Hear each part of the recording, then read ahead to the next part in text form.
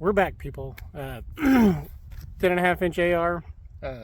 Last time we came out and shot the 69 grain Sierra Match King load out to 500 yards. Today we're out with some 53 grain VMAX bullets. Now the Sierra Match King load was a fairly mild load of ram shot tack, and these are going to be basically as much varget as you can stuff in the case and still get a bullet seated on top. So didn't really like the way that the Match King shot. Hopefully these will shoot a little better and then help us out shooting out to distance a little bit. We do have a little more wind to deal with today, but we're going to go ahead and get zeroed at 100 yards and then we'll move on.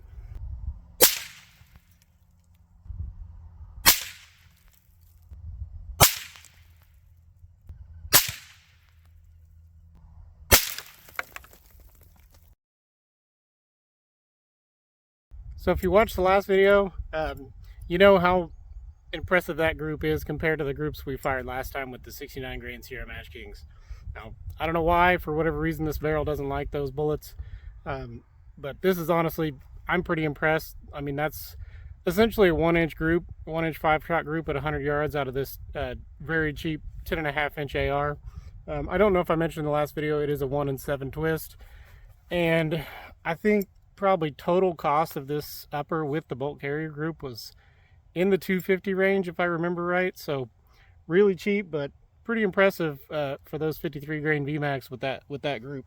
Now, there were kind of two primary reasons why I wanted to come out and do a follow-up video. First of all, obviously, because the last bullets we tried didn't shoot very well. So I wanted to try the 53 grains, but I also found out during that video that I had an issue with my scope mount. Now, I had this Athlon cantilever mount on the gun, and when I came out to get it zeroed, I wasn't even able to zero it. I ended up having to zero it a full mil low in the reticle, and then I was only able to hold over. I couldn't dial because I was entirely out of adjustment. Well, I took it back in, took some measurements, and with the scope base sitting on the top rail of the gun, I was able to measure from the scope tube down to the flat top in the front, or in the front and in the back, and we had a difference of several hundredths of an inch, which it doesn't seem like a lot, but in a space this wide, when you've got a scope that's, you know, trying to zero a group at 100 yards, that's a big problem. So I went ahead and bought this off Amazon. It's actually a very cheap Monstrum mount. I think around 30 bucks, probably half of what I paid for this mount. And this seems like a much higher quality mount. So if you're looking for a cantilever scope mount, I can recommend that you steer clear of Athlon. So from here, we're going to go ahead and move to 200 yards, and then we're going to shoot our way out, same as we did before, 2, 3, 4, and 500 yards on steel. Shoot a couple rounds into each group, and hopefully have a lot better results than we did last time. All right, we'll start out at 200 yards here. One thing I forgot to mention is that in the last video with the 69 grain Sierra Match Kings, I was having to make just an estimate on my velocity to get started. I ended up having to bump it all the way down to around 2,300 feet per second at 500 yards in order to get on target. So with the 53 grain VMAX, I'm going to start off here with a guess that I'm doing 2,700, and I'll adjust it from there. But we'll start here at 200 yards. The app is calling for 0.3 mils.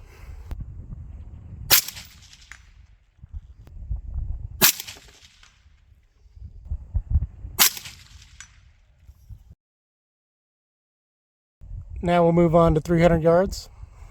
At 300 yards, our app is calling for 1.1 mils.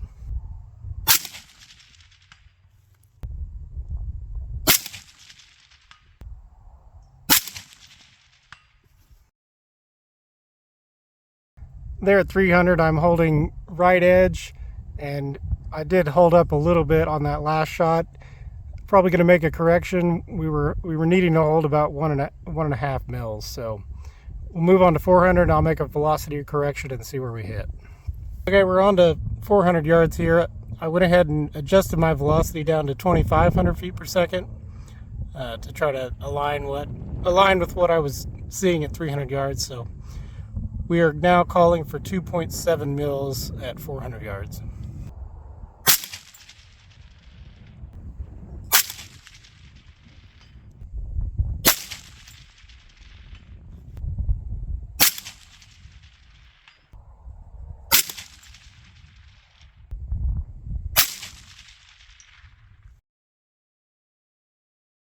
So ended up holding a little more like 2.5 mils there. And I was holding just a little off the right edge of the target. That wind is kind of buffeting us a little bit. It's picking up and then dying. Kind of tricky wind reading conditions, especially this far out with a 53 grain bullet. But I'm going to make another velocity correction, bump it back up a little bit, and then we'll move on to 500 yards. Right now we're at 500 yards. The app is calling for right at 4 mils, and we're going to hold about a mil to the right to account for wind. We'll start there and see if we can get a couple of hits.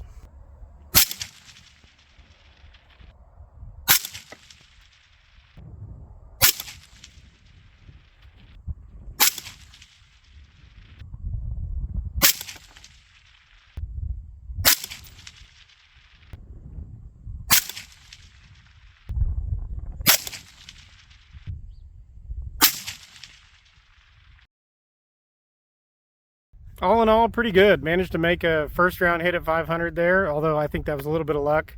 I did ended up having to hold around 5.2 mils versus the 5 that it was telling me, so I adjusted my velocity back down to 2500 in the app, and that's about where I was holding, so I think that was a pretty good guess.